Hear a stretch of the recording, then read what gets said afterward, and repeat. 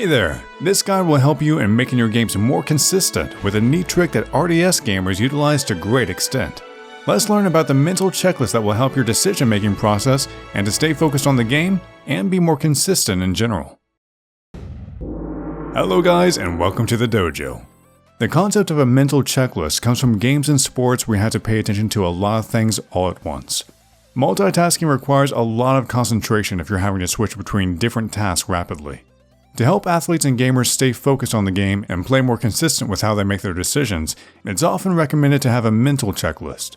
If we want to describe this in a single sentence, it's a list of things that you need to pay attention to and check repeatedly in order to make sure that your performance is as close to flawless as possible. So, what is a mental checklist in Overwatch?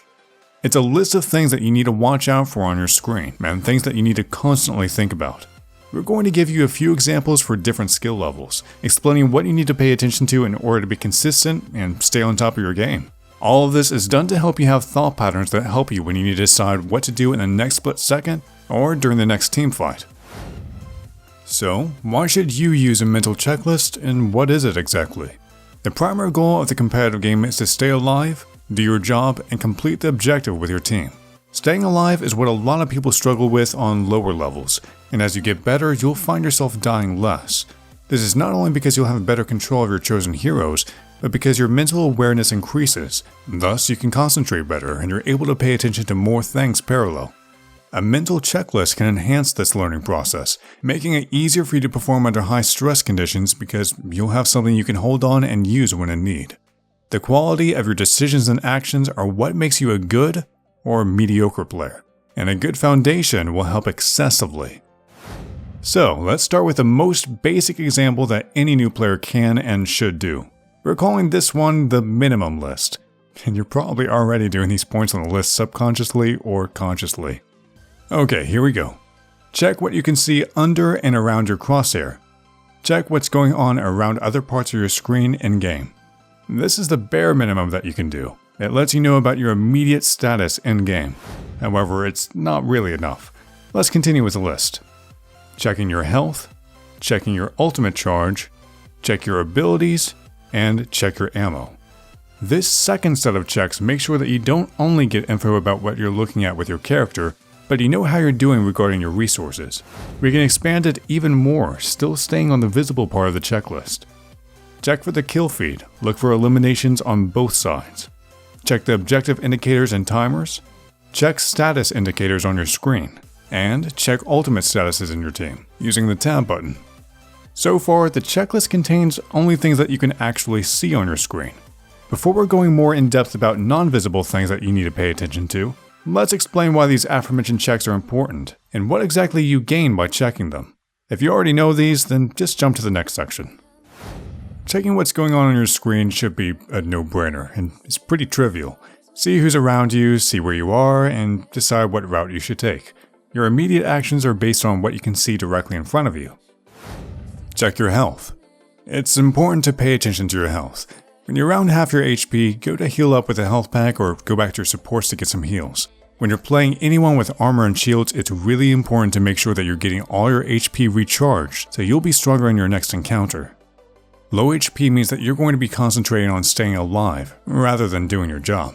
So keep your current HP count in mind and make decisions based on that. Staying alive is usually the most important thing you can do. Check your ultimate charge. A really important aspect of the minimum list. You can have a good guess about when you'll be able to use the ult and quickly call the status to your teammates if you're nearing 100% charge, so that they'll know when you're ready to use it. Combo with it if you can, but for getting a good idea about the game dynamics, you should be aware of this charge all the time. Check your abilities to see when they're available and to know when they come off cooldown. You need this information to be able to plan ahead in the next few seconds.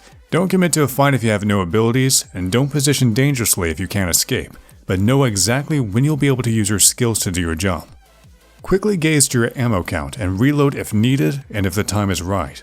This allows you to know if you're good to go in a fight or not, whether you need to withdraw to reload or not. Checking the kill feed is really important to get used to. A lot of players surprisingly don't do this, but honestly it's a necessity. When you see that there are eliminations on your side, you can know that the enemy team is now weaker. If you see that your counter just died, you can play more aggressively. Use your advantage. However, if you see that your teammates started dying and the enemy team has a big advantage, it may tell you that you shouldn't use your resources in this fight. For example, don't waste your ultimate, and just get back to your team to regroup. Checking the feed also allows you to see the bigger picture and get a good idea about how your team is doing, even if you don't see them. Checking the objective indicators will give you a good idea if you need to commit to a team fight or not. This goes hand in hand with the kill feed info. You can see how many enemies are around, and you can decide if you need to go in there because your time is nearly up, or you can wait for a regroup for a stronger push if you're attacking. The same applies in defense. You can predict how desperate the attackers will be if you check the objective status frequently. Checking status indicators is useful to judge your current situation. If you're discorded, you should lose the line of sight to get rid of it. If you're being healed by a Mercy, you can see that she's indicated there on the screen, and therefore you can be more aggressive. And if you're being speed boosted by a Lucio, you need to use that to either charge in or withdraw from the fight. The last thing on the visible checklist is getting info about your teammates, including what ultimates they have. Combining your ultimates goes a long way, but even if you don't communicate, you can quickly check to see if there is someone on your team expected to use the ult in the next fight, and you can decide how you want to use that knowledge. For example, you can expect that a Zarya will graviton in the next fight, and you can nade the grav ball with an Ana, so keeping your nade is a good idea. All of this that we've talked about so far should register with you in a second during a game. You can follow the order that we've shown here if you need a scaffolding until your checks become a habit. Start in the middle, then around it, then to the bottom left, center, right, go top right for the kill feed, top for the objective timers, check around for statuses, and flash the score screen to see your team. All this compressed into a very rapid and fluid movement, done again and again, countless times during a match. All that you register here can and should be used to make better decisions in the game. Knowledge is power, as they say, and it's especially true in Overwatch. Even if you're just using these checks to help you stay alive more, you should do it. As you get better in the game, all of these and more will be needed to make sure that your game sense related decisions are based on good foundations.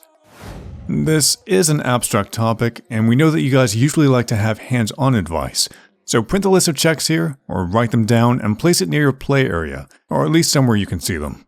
When you're in-game, try to do them consciously. Do it just as we described and follow the suggested path.